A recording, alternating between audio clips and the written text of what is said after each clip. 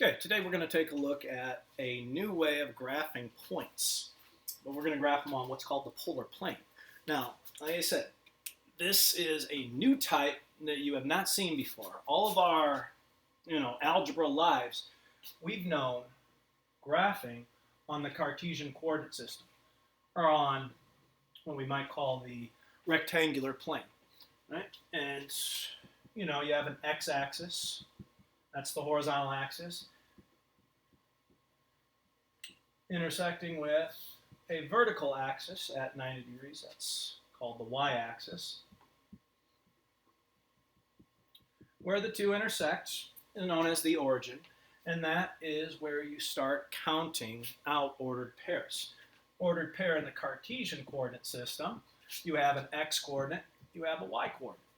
Now, this should not be blowing you away at this point, but I'm just kind of refreshing your memory about this, how it's going to transfer over to the polar plane. We'll see in a moment. So the x-coordinate always tells you a horizontal move from the origin. If x is positive, you move to the right that many spaces. If x is negative, you move to the left. From the x-axis, you now plot your y-coordinate, or finish plotting your point, your total point, by counting out your y-coordinate, which is a vertical move, up or down from where you left off on the x-axis with your x-coordinate. So, for example, not that you really need an example, but negative 3, 2, how do you plot that point? Well, that indicates that you go 3 to the left and then 2 up. And that is the ordered pair negative 3, comma 2, located in quadrant 2, etc., etc. That's how you plot in the Cartesian coordinate system. Well, the polar plane uses at least the starting concept the same. We do use ordered pairs, and the first number in that ordered pair, the first coordinate, refers to a horizontal move along, well, we could say a horizontal line. But after that, it gets very different. So, in the polar plane, you do have a horizontal line. That horizontal line is similar to your x-axis, but we call it the polar axis. Now, I don't want to say in the middle of a line, but I don't know what else to call it. In the middle of the line, where we would think our origin is for the Cartesian coordinate system, we call this the pole. So the pole is kind of like your origin for the polar plane. All right, so what we do when we plot points is we use an ordered pair. But our ordered pair isn't x and y. Our ordered pair is r and theta. Your r coordinate indicates a move from the pole. So if you have a positive r, you move right of the pole. A negative, you're going to move left of pole. That many spaces, identical to how you would treat an x-coordinate when you plot. So if I have an r of 3, well, I would just go 1, 2, 3 spaces to the right of the pole and start there. I mean, that's a start. That's the first counting mechanism you use. If I have a negative 2 for my r, well, I just move 2 to the left of the pole, and then I would count from there. Now, the theta is nothing like the y-coordinate.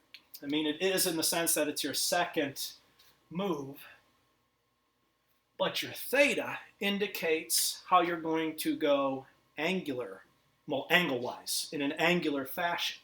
So, theta, if it's positive, you need to move in a counterclockwise fashion. Counterclockwise. We got to say from polar axis.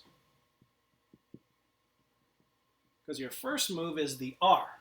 Once you move, you're 3 to the right or 2 to the left, then from there you move either counterclockwise from the polar axis, or if it's a negative angle, you're going to move clockwise. Clockwise from polar axis. You're saying, how do you move clockwise or counterclockwise? Well, you're going to move along these circles. This is going to go really bad. These circles that have these radii. So this was the space 1. This is a circle of radius 1, which indicates why they chose R for the starting coordinate for the first coordinate. This will be a circle of radius 2, circle of radius 3. Look terrible, and etc., etc. So you'll see circles drawn, when you're given polar paper, I suppose. Not only that, you have to kind of know, okay, where's 30 degrees? Where's 150 degrees? How do you know these numbers? Well, they have guidelines, similar to how you have grids on the Cartesian coordinate system to help you plot more accurately. Well, we have lines that help us more accurately plot angles. So you might see something like this. Splitting these in half. Let's try to hit this better. You'll see it looking something like this, where they'll say, okay, you can clearly see this is 1, this is 2, this is 3. Now, as far as this goes, that would be an angle with a positive R in the counterclockwise fashion that might be considered 45 degrees.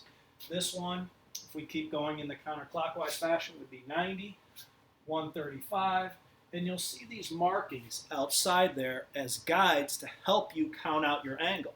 So when you plot your R, you figure out where you are on the polar axis, to the right, to the left. From there, then you count out along the circle your angle that you're working with, either counterclockwise if it's a positive theta, or clockwise if it's a negative theta. So let me just kind of finish this off. That'd be 45. Here's 180. That's 225, 270, 315. And you'll either see 0 here or 360, probably 0 more likely. Right? And those are just to help you to figure out your angle theta more accurately instead of just, well, I'm kind of estimating where it's at.